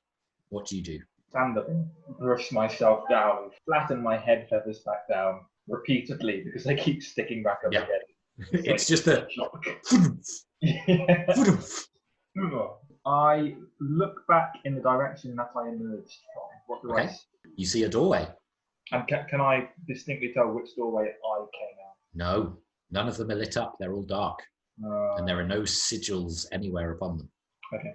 I look around at the floor and the doors to see if I can pick up the trail again. Okay, make a survival check then. Ooh, 10. No, there is no sign of the trail. There's a few footsteps, not very many, and slightly odd. Seem claw-like, not unlike your own talent. Okay. Can I tell which tracks are more recent? Not from that, no. It doesn't look like any of them are terribly recent. Do any of the doors look different to the others or look like they've been moved? Roll an investigation check. 12. No, they all look very similar. Okay. What's the rest of the chamber like? It's just fairly flat. It's not earth, though, as you step forwards. The footprints that were made seem to have been in this slightly sludgy material. It's almost like clay. And as you step forward, as your talon slips out of this slick material. And is it quite a high chamber? Or No, not terribly. what's the air like? Is it hotter, colder than it was? It's a bit chilly. There's a humidity to it, but not too cloying. So Luke's not got a lot to go on. For now, he thinks to himself, he doesn't want to forge ahead and get himself lost or too split in the group, in the hope that someone will follow. He'll go over and lean against one of the door frames between doors. Put out the jeweler's tools. I'm just going to start shaping the crystal that I took from TikTok Tower. Okay. Polishing it up and tidying the facets. Okay. I will say make a check for that. So that would be Dex plus your proficiency. A 20. Yeah, you clean it up quite well. Managed to take off a few of the scuff marks from it being on the floor. Managed to get a little bit of the rough calcium that was attached to it. You're pretty pleased with it. And as you admire it in the dim light, and this room, you can see things in it, but you can't see a light source. Strange. You came from a tunnel that was fairly dark and you couldn't see much other than that strange static, but this room is lit somehow. But as you finish, there's another and you see from near one of the doorways that you were looking back at, a few bodies collapse in on each other and all land in a pile as your compatriots join you in the room. And from the bottom of the pile, there's a, ow, could you get off me, please? So Luke stands up and pops his tools back in there and stands proudly. So, you figured it out as well, did you? Meaning we stepped on the thing. Yes, I too did the correct thing. Whose hands did you hold? What? I do not. That is not important. Where are we? I cannot tell. The air is different. Does it feel familiar? Roll a The air? history check. The air. Yeah. I thought you were saying that too. 18? No, you don't recognize it. No idea, I'm afraid. I tried to pick up the trail again, but I can't see much sign of it. There's been a lot of movement here. Vigo, when you had that message, did he say where to go next? Well, no, he said that he'd lost the location. He could only do it if it's on the same plane. But if Saluk led us right, this is where the trail led. So either she's here or she went through here. But if you've lost the trail now, then maybe we're a little less likely to succeed. And I can't see a portal now. Maybe she pressed a different symbol. You pressed one of the symbols? Yes, that's how I got here. Did you not? We just stood on the ring. Oh, Did you send us somewhere different? I don't know. Did anything happen when you pressed the symbol? I ended up here. What did the symbol look like? Saluk is not good with that language. It was there was a line and it bent like that. A C? No, Saluk would recognize letters. An S? Anyway, besides, we're here now, and I think we should. It's one of those, the S everyone drew. That you used to draw, yeah. Yeah. The exercise book. Yeah. Yeah, that's the one. Like Is that the what fake they- graffiti one? Yeah. Yeah, is that a cross-generational thing, do you I think? think it's eternal. Yeah. I reckon it's actually an Eldritch arcane symbol. Yeah. That's why it's there. I have just drawn one. Don't will summon it. So, what was the name of the elven girl that we were following again? Marilyn. Farrelin? Carolyn? Oh, what? That wasn't my echo. Make a perception check. 19. You see from one of the tunnels, there is just a brief glint of light, and then it blinks out. Magical flybirds, go! Truffle turns around to Flint and tips his head I just in a, really? Yeah, go round. Truffle takes off. Can you make a perception check for Truffle and for Flint, please? Oh, did the pigeons come with us? They did. Oh, So that's a 13 for Flint and a natural 20 for Truffle. Okay, so Truffle is lit up as well, isn't he? So hopefully that will still, help. yes, currently. You see the light dart down the tunnel and curves around a corner out of sight. But Flint, as you're looking through, you see a strange claw emerge from the darkness and bat at Truffle. But Truffle manages to dodge out of the way. And as the light of Truffle illuminates the rest of this creature, you see a slightly squat, long-limbed being with 3 jagged claws on each hand and 3 jagged claws on each foot, but also mottled purple beige skin, a small toothy mouth, and 1 gigantic eye staring at Truffle, bloodshot and angry as it makes another swing for him, but Truffle dodges out of the way. And you hear this, "No! It won't see us! It won't get us! Nasty bright bird!" Looks like we have found our echo. And I'll start walking over towards it. Okay, so you go down the tunnel. What do the rest of you do? How far away is the tunnel? The tunnel entrance is only about 10 feet away from you, but Truffle seems to have gone round a corner. You can just see the dazzling reflection as it drifts and switches out of the way of this thing swiping at it. But you don't know there's a thing swiping at it. Can I cast message on this creature? I don't know. Isn't it somebody that... I is it know just- where it is roughly. Yeah. Let let's me have a have a look. look. It says a Towards creature a within creature range. Well, I'd say from Flint telling you that he's found the echo, that you could probably discern where it is, so you could give it a try. Yeah, and hopefully if it's not that far, I might still see the glow of the light, which Yeah. might tell me where. Yeah. So I'll point and try and commandingly say, maybe not commanding, maybe we'll persuade instead of intimidate. Well, commanding can be persuasive, I think. Yeah, I'm just deciding, do we say, we won't hurt you, or do we say, we will hurt you? Yeah. So many options. Hello, you. Hmm. There are lots of us here who would love to meet you. Why don't you come around the corner for us? Okay, roll a persuasion check. 17? It doesn't reply, but Flint, you see that Truffle steadies, and then through looking, you can see that this creature lopes forwards, not unlike an ape in its movement. It uses its forelimbs to move its steps, and then it slowly comes around the corner, Truffle almost harrying it or buzzing it as it just comes towards you. And now that the rest of you can see, you see that it has quite a few spines jutting out of its back. Not all of them look like they came out easily or painlessly. There are welts and wounds that ooze a little bit from these jutting protrusions. And it lopes towards you and looks a little bit fearful. It's 1 large eye flicking from each of you and taking you all in. Do we recognise what it is? Roll an Arcana check. No. 8? No idea. Never seen anything like it. I got a 10. Nope, no idea. Does it look like it's... I mean, it obviously looks sort of slightly aggressive and afraid, but can I tell any more than that? If it looks like a threat, if it looks angry? Roll an insight check. I rolled the same. Oh. It's an 8. It's difficult to tell. You're not familiar with its facial structure and how it would express itself. The eye is flicking around, but you don't know whether that's fearful or assessing or what. And as you seem to be inspecting it, the eye just flicks to yours and locks with you. Can you make a charisma check for me?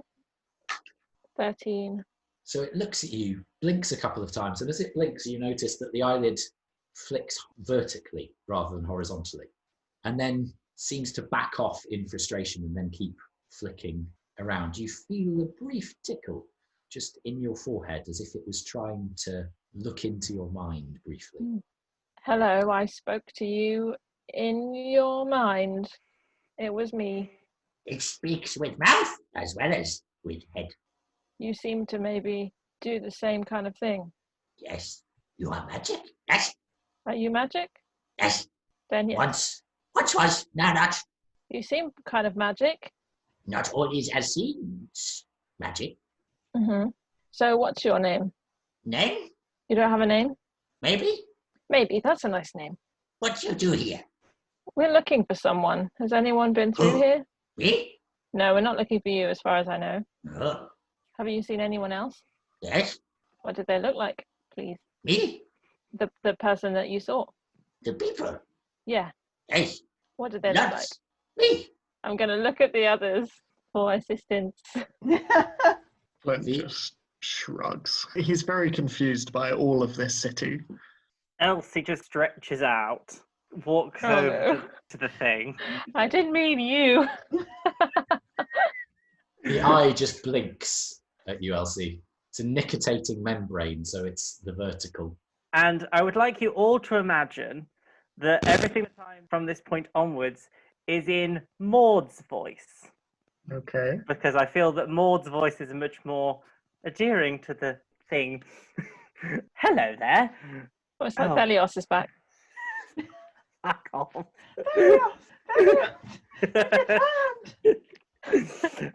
At the turning of the tide. Oh, dear.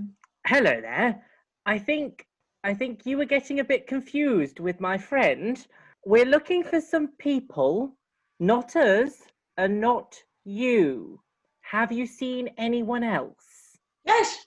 Can you show us where they are? No. You shouldn't be here. The master will be upset. The master? Who's your master? The master? Can you show us where the master is? No. No. Well, the person we're looking for shouldn't be here either. So if you help us, we'll make sure that we all leave immediately. Me? Leave? No, us. You say all. Oh, no. Everyone that shouldn't be here will leave once we find this other person that shouldn't be here. Adam, can you make a charisma check for me? I can. At least if it reads your mind, maybe it'll understand.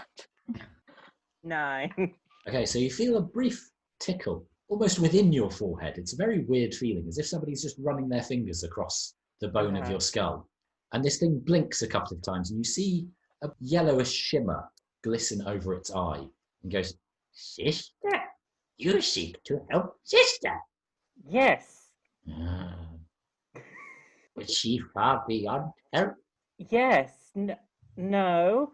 Yes. She's just hurt her leg. She'll be fine. Not that sister. I don't know what you're talking about. Lies? Ah, I know. In frustration, I just turn around and go, I don't know what this thing is talking about. Would you like to see my thoughts and I can show you a picture of the person we're looking for? How? Well, you just did it to her. I thought you could probably try again for me. People not usually willing. Yes. Oh. Oh. No, haven't seen them. Goodbye. And starts to run the other way on the lolloping walk. So what did it say? That it had seen her or it hadn't seen her? It said no and then started to leave. Did we believe it when it said no? Roll an insight check. Natural 1. It's very hard to tell. This thing is odd, doesn't seem to understand a lot of conversation. I'm too busy being tickled in my brain. Too busy with the brain tickles. It's like ASMR. It's our only lead, so I feel like we should follow the big thing. Okay, yeah. Okay. We might not like where it leads. Well, But- it seems it ran away for a reason, right? So And also, I don't really like anything that's happened here so far, so can it get much worse? Nope, I'm with you on that, Elsie. were there actually any other ways to go other than down this? Yeah, there are other doorways. Oh, there are, okay. And it's Yeah. gone back down the tunnel that it came from? Yes. Well, we should probably go now because it's already run away. Mm. I'll send Truffle up ahead just in case there's. Well, maybe we should Anything turn the untoward? light off just Aye. in case. Okay. Truffle goes back to his normal state. This is why I do not like tunnels. I thought it was because of the weird gravity thing, but okay. There are so many reasons. Okay, so you go down the tunnel. Mm-hmm. Can you make perception checks as you do? And what's the marching order as you go in? I'll go towards the back, I think. I'll go second or first if no one else wants to go first. Another natural one. I'll go behind Erallur. I'll go behind that. So the person who rolled a natural one is at the front. That's Yep. great. Juniper, whereabouts are you? 15. Juniper, whereabouts are you in the line? Well, in the middle, I guess. Again, I'm quite squishy. I feel like I would just sort of. I'm quite small. I think Okay. I would pop myself in. So Brenner goes behind you, Juniper, and Vigo goes behind Brenner. So it's just in front of you, Flint. Okay? Okay. Cool. So Feel like you I'm rolled about a to fall down a 15, hole. Flint? 15, yeah. Yeah. Elsie? 28. Wow. Cool. So Luke? Why aren't you at the front? 20. Natural 20. And Juniper, did you roll a perception? I am doing now a natural 20. Nice. So Luke, fairly soon after you go down this tunnel, you can hear the effort of this creature moving. And it's this quite heavy breathing. Soon after that, Juniper, you get the sense that Saluk is hearing something and you tune your hearing in. Elsie, you can hear another sound, which is Okay. altogether more unsettling Mm-hmm. because it is a chattering of similar voices to the creature that you heard before. And they are speaking in a language that you don't understand. And it's just,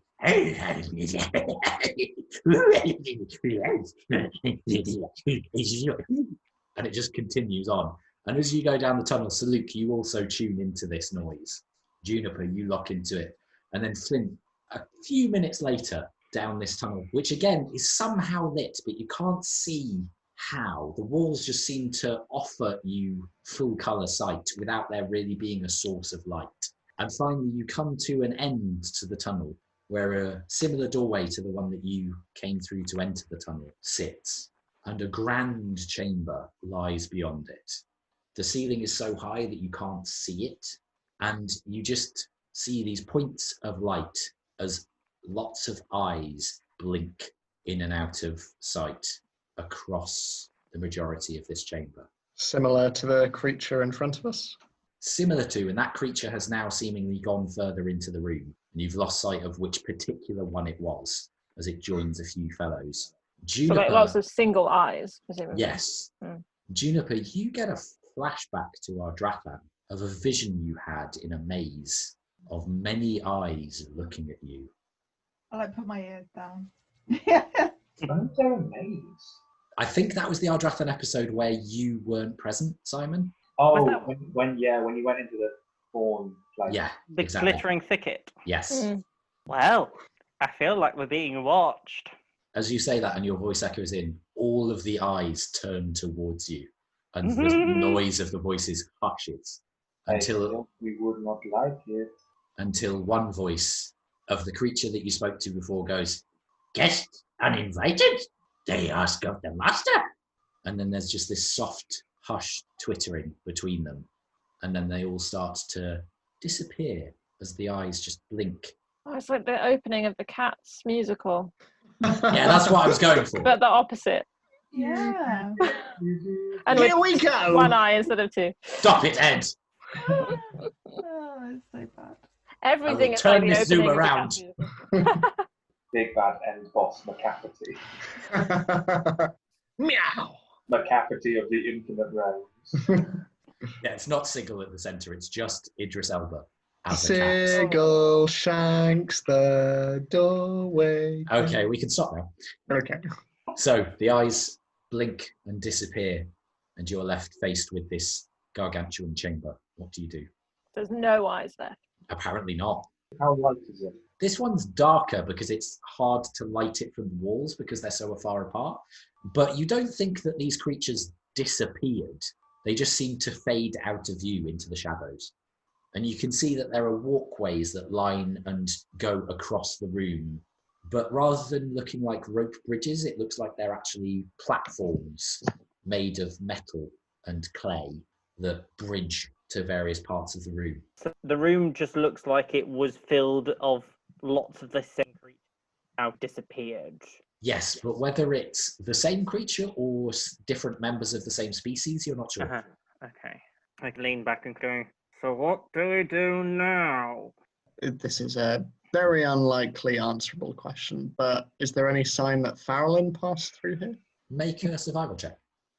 Well, that's a natural one, so no. No, there is no sign. You can see a lot of clay footprints that seem to have come from the creature that you just chased and others, but no sign of her. Hmm. And you also notice that some of the footprints are with 4 claws, some of them are with 3, some of them are with 2. Maybe if we carry on respectfully, they will just let us pass. Does there seem to be another? Is there another exit other than where we came Make from? a perception check. It's a bad day for dice. 7. There could be. Doesn't seem to be one immediately in the room, but you could go further into the room and see in the shadows if you wanted to. Is there any light source?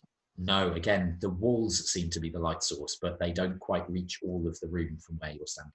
I'll turn to Flint and just whisper, do you think it would be seen as aggressive to cast light again on Truffle? Well, if he was happy to lead us in here, I don't suppose that'd be too much of an issue with us lighting up. I don't know if he led us here, but okay, on your head be it. Truffle lights up again. Do you send him into the room? Yeah. Okay. Well, So Truffle arcs up and goes closer to the very high ceiling in order to illuminate as much as possible. And as he does so, you see the glint of glass catch the light. clear glass or stained glass? Or... I will get to that. Okay. 1,000 glittering points across the room of tubes and chambers filled with strange liquid, purple, green, black sludge, all bubbling and frothing away to itself. And as you look and Truffle arcs higher, Flint, can you make a perception check? Mm-hmm. Because I assume you're looking through the gauntlet. Yeah, so that's a 14. Okay. The way that the light catches, there's a moment where you think something in that tube moved, and Truffle's head flicks towards it, but then nothing happens. But then on the periphery, another tube has something move, Okay. and Truffle just slowly looks around, but nothing other than those seem to move again, as his light, almost like a lighthouse beam, moves around the chamber. I'll send him over to one of the other tubes and see if I can get a closer glimpse at what's in there. Okay, make a perception check for Truffle then. That'll be a 12. Truffle zooms in down to one of the closer tubes to you on the ground floor. This one's filled with bubbling purple liquid. Doesn't look as viscous as the black stuff. Quite thick and quite difficult to see through, but it's almost like honey rather than tar in consistency. And as Truffle zooms in and gets his beak quite close to the glass, rather than something in the tube moving, there's a glint of metal coming from further down the chamber, and a strange of feet running towards you as this metallic quadrupedal dog jumps into the chamber and growls at Truffle with this strange rhythmic metallic sound. And then there's another as from the right hand side a second of these creatures comes in and just and then a strange clattering as a third such creature, but this time with wings, descends from a hole in the ceiling. And then Truffle looks around, a little bit cornered by these creatures, and sees splayed across the floor a symbol that Flint and Erallur recognise, which is the front paws and head of a snarling dog that then gives way into a shooting star. It's the symbol that was on the shift disc that you looked at. And as these strange canids threaten Truffle, that is where we're going to end tonight's session. Robot dogs. Robot dogs. Robot dogs that fly. Is it gonna turn out that Juniper, like the bad guy in A Close Shave, is actually just a tiny robot corgi? Oh, I was thinking more she was one of these, but then wished to be a real boy. I'll never tell. Lovely. Thank you very much for playing. I hope you enjoyed it. Thank you very much for listening. I hope you enjoyed it too. Like, subscribe, review, all that good stuff. Everybody wants to say bye, say bye. Goodbye. Bye-bye. Robot house. Ah. Stay frosty.